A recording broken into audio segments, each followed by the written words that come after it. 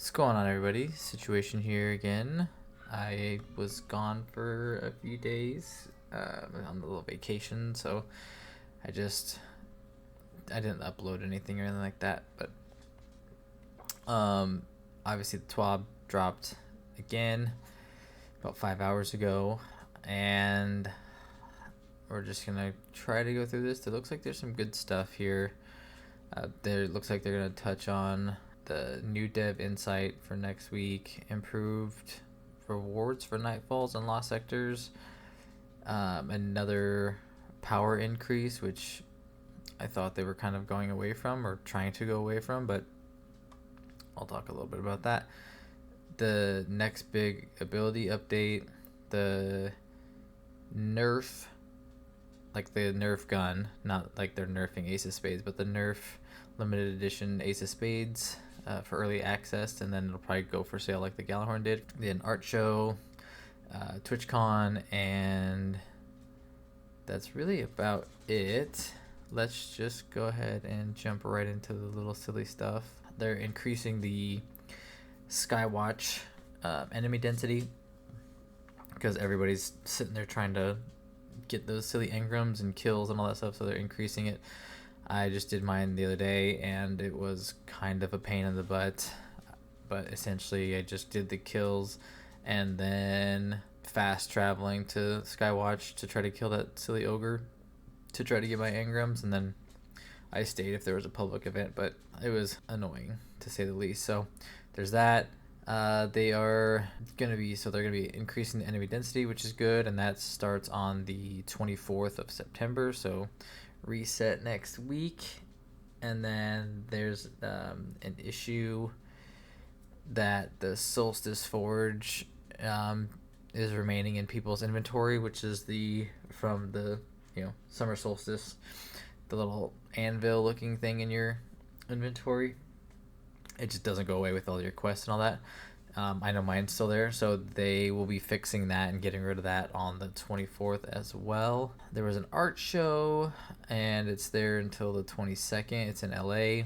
You can go to the website for that, which is kind of cool. The Ace of Spades early access, you have until the 24th at 10 a.m. Pacific time, so reset, to get the legend title, and then you can buy the NERF Ace of Spades. I'm gonna buy that because I got the Gallahorn one just to have in my collection. So they also acknowledged Tofu Rabbit for their art, which is really good because they're in kind of some hot water with a bunch of people not happy that they didn't credit the artist or anything like that. So I think they might be working on some type of compensation for them too, but I'm not too sure. But I'm sure it'll go on sale like Gallahorn did once they get through their pre-orders. You can be able to buy that, I'm sure.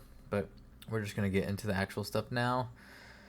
So next week they're doing another dev insight, and throughout the coming weeks they are going to be giving us more about Frontiers, obviously. So on Wednesday, the 25th of September, they will have a new article delivered directly by the D2 developers, and they're going to be answering some questions that people have had and they've probably seen on like Reddit and all that stuff, and maybe their own forums here on Bungie.net. There is some rewards being changed, like the rewards that give out for like nightfalls and all that and lost sectors, and that will be coming with the launch of episode Revenant, so episode 2, and that's on October 8th. And the drop chances for non-adept weapons have been increased in advanced and expert and master nightfalls when earning platinum and gold tier. Non-adept weapons are now guaranteed to drop when completing a platinum and a master nightfall, and a 50% chance to drop in gold.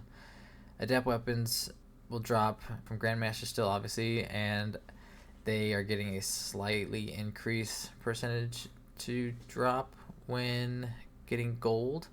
Platinum remains the best course, obviously, but now you have a little bit better chance with gold, so making it a little easier for people. Focusing engrams from Zavala for Nightfall. They are going to make it so the weekly featured Nightfall weapon will cost 1 Vanguard engram, 1 Nightfall Cipher, and the weekly featured Adept Nightfall weapon will be 1 Vanguard engram, 50,000 Glimmer, and 10 Nightfall Ciphers.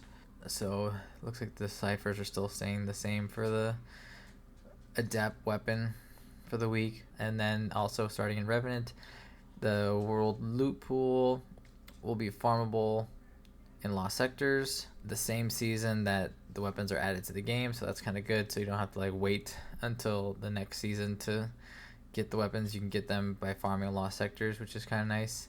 They will continue to rotate daily, and they will be in groups, it looks like. And so I'm not going to read these. I'll just pop a little thing on the screen to show you, and you can see if you like it, if there's like a certain one you're going for.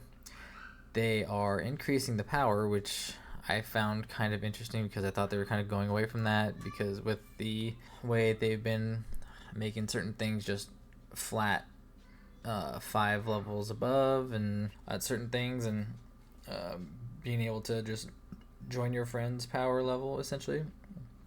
But I do also kind of like it. I know people don't like to have to grind 10 levels again, so, but it's only increasing by 10. It's not increasing by, a couple hundred, like it kind of does at the new beginning of new expansions. The 10 is kind of nice because it kind of gives me something to chase and do, and you can hit it relatively quick. You don't have to really try. But starting on October 8th, they will be increasing it by 10 for people that like to do end games, all the end game stuff, to just keep pushing their level, which make number get big, like a lot of people like to do. But I will be okay with this. I don't mind it if it just kind of stays like this. Obviously, it'd be kind of cool to just get rid of it all, but it kind of gives me something to do. They mentioned that they like the feedback that they got for the fire team power level, that it just matches you to the person with the highest power level, and I agree. I think it's been really good, so I am definitely okay with the new 10 increased power. So it will be 2010 as the new pinnacle / hard cap, whatever you want to call it, and the powerful cap will be 2000.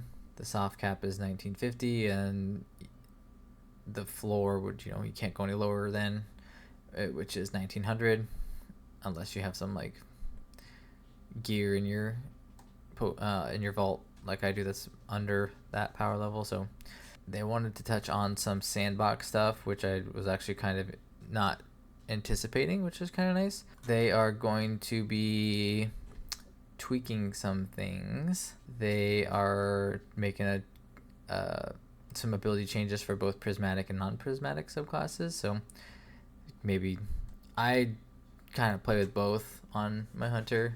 I think that there's certain builds that are just really good with just a straight void subclass, and then there's obviously a good one that you can do with prismatic, so like for like your Goldie gun and all that. So I kind of tend to do that with my Goldie, as I usually play in prismatic and just pop on the Celestial Nighthawk. I think that it's good that they're making a little pass here, so they're trying to bring things back in line. So when Revenant launches, we'll get the full patch notes, but today they are talking about Titan class identity reinforcement, which they're kind of in like an identity crisis, because they're not really like the punchy guys like they're supposed to be. Hunters kind of took that and all that fun stuff, so they're going to be touching on the Titan class, the super ability changes for just the different classes, Warlock, Titan, Hunter, and general ability tuning. So with the Titan, starting with Revenant, that's a cool picture though. Sorry. Starting with Revenant, they want to bring them back to their like tank role for Titans. So the barricades now taunt enemies in front of it, and the taunt only occurs while the player is standing behind the barricade, so drawing aggro, which is kind of nice. So, you know, your hunter buddy or your warlock buddy can get like into a position to set up for damage or something like that. So that's kind of good. While enemies will typically prioritize bringing down the barricade walls, there are combat situations where combatants may have higher priorities than the barricade, such as Vex Wyvern with a directive. Okay, so it's not gonna be like just, oh, I'm gonna taunt them and they can't do anything about it. So if the enemy is like coded to have to like walk towards something to like sacrifice itself, like confluxes for example, for like the public event, they will go to that. They won't just like stop what they're doing and come to you, the barricade. So that's pretty good. So it doesn't just turn them into brain dead, you know, Vex. That's kind of nice. So that's pretty good. So one important detail about this change is that combatants now shoot at the barricade itself instead of the guardian behind the barricade, making aiming at enemies from behind your barricade safer than before. They will be monitoring the change closely, and they'll tweak it, I'm sure. So to support the Titan's new aggro lifestyle, their words, not mine. It's interesting choice words. They made some adjustments to barricades and unbreakable. So towering barricade and rally barricade for all subclasses. Reduced non-boss combatant damage dealt to the barricade by 50%. That's pretty big, actually. And then increased splash damage reduction from combatants for players behind the barricade from 20 to 60. That's also big. So that way they can plant the barricade and get a res. Splash damage is kind of crazy sometimes, but that's good. Barricades now grant moderate damage resistance versus combatants during their cast animation. The unbreakable aspect for the Titan. Damage blocked by unbreakable now generates grenade energy. Kind of can get a little build going then. Increased max duration. The shield can be held. Forward movement speed now slows down briefly when shield is shot. Okay, so that's why they increased the duration, because you're going to get slowed probably a lot. I wonder if it stacks. So if you have like a lot of things shooting at you, if it like slows you down even harder, or if it's like a flat. Maybe instead of like a 1x, it goes down to like 0.75, something like that. I wonder if it stacks. So if like you have a couple, it can get like gradually, like your speed will slow down even farther. Reduced Unbreakable's throw attack damage first players by 20%, so PvP. Increased damage bleed through from players by 15%, so you can do a little more damage to them while they're running at you holding that Unbreakable. Fully charged Unbreakable attacks will now one-shot barricades in PvP, except when the barricade is under the effects of Hoyle or Heart of Inmost Light. So I wonder, so we might start seeing more of those in PvP, like the exotic class items, stuff like that. They're staying on the Void subclass, so they're gonna talk about the Void Overshield for obviously the Sentinel Titan, which should help them in PvE, it says. So the Void Overshield increases it has increased PvE damage resistance from 50 to 70%. This increases maximum effective HP from 90 to 150, so that's good. Obviously, they're really leaning into the tank role of the Titan. Now they're going to touch on Prismatic. These are global changes, so it applies to both the ability standard subclass and prismatic. So Consecration, Scorch, and Slam waves now shatter stasis crystals. The Diamond Lance thrown or slammed Diamond Lances will now shatter stasis crystals. Slamming a Diamond Lance will grant you and nearby allies 2 stacks of Frost Armor. Okay. Change the weapon tray HUD to display how many seconds are remaining before Diamond Lance disappears, just like the Tangles do. That's good. Knockout. Melee kills now cancel health and shield stun in addition to healing, allowing you to immediately start regenerating. that's cool. They're reverting it back to how it was, from a previous nerf. So they felt like it was too much of a negative impact, so they're rolling that back to do what it did before. Shiver Strike, stasis, now attaches a stasis explosive to the target on impact. The detonation slows players and freezes combatants. That's going to be really annoying in PvP. I can already tell you that much. PvE would be very fun. Now, the Shiver Strike now refunds 80% melee energy on a whiff. That's good. I like that a lot. Increases increased energy recharge rate by 12.5%. That's also good. Immediately after landing a Shiver Strike attack, the attacker's melee ability is now suppressed for half a second. The facet of command cooldown is getting reduced, so that's really good. The facet of command Echo of Domineering cooldown is being reduced from 11 seconds to 4 seconds, which is good. So they're touching on the unpowered melee, which is the final thing here for Titans, it looks like. The unpowered Titan melee increased damage against players by 5%, increased damage against PvE combatants by 20%, and an increased stun multiplier. They are touching on supers now. For this release, they're kind of focusing on certain roaming supers and trying to make them feel a little better. So for the Warlock, the Storm Trance is getting increased damage resistance from 53 to 58, so a 5% damage resistance increase. Chaos Reach is getting a damage resistance increase as well from 45 to 55. Makes a little more sense since you're kind of fixed in one spot, but by the time you try to gun that Chaos Reach Warlock down, you're probably dead anyways. Fix an issue where Chaos Reach would not jolt at high frame rates. That's annoying.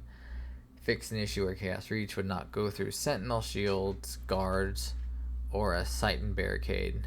I feel like it shouldn't go through the Sentinel shield anyways, just because it's also a super, it's blocking it. Titan's Rampart, Titan's barricade makes sense. It should go through that. It should just blow that down really quick because that's such a weak barricade. Nova Warp is getting an increased PvE damage by 20%, increased damage resistance from 51 to 58, and now any Nova Warp detonation applies volatile regardless of the charge duration. So they're getting a little help there. That's good. Hunter doesn't have near as much, so which is not surprising. The Golden Gun, Marksman, and Deadshot increase damage against base, elite, and mini boss combatants by 30%. So you'll be able to just definitely blow them down. Which, if you're using the Marksman and you're just shooting like a base enemy, it's probably just gonna die anyway. So I don't think that 30% is really, maybe just towards the mini bosses will be good. But anywho, obviously more increased damage is better for just any class of character in Destiny. Spectral Blades is getting a PvE damage increase by 20% and a increased damage resistance by from 47 to 58%. And then now Titans again. The Glacial Quake super Howl of the Storm can be used while Glacial Quake is active. Twilight Arsenal, thrown axe projectiles now more consistently track towards targets closer to its reticle. I can't tell you how many times that I really like that Twilight Arsenal super of the Titans, but the amount of times that axe would just go straight into the ground or just veer so hard off to the left or right, I just wanted to blow my brains out. So hopefully it's better. They are increasing the axe relic weapon damage versus combatants by 23%. So the axe that's on the ground after you throw it, it's getting a damage increase, so that's cool. Thunder Crash is getting an increased base detonation damage by 33%, so that's a big buff. Fist of Havoc, increased damage resistance from 51 to 58%. Changed how light attack work, so that way it can more consistently hit targets. Something was happening, you know, in the code and all that of the game for some reason, that it was making it very inconsistent, so hopefully you can actually hit your targets.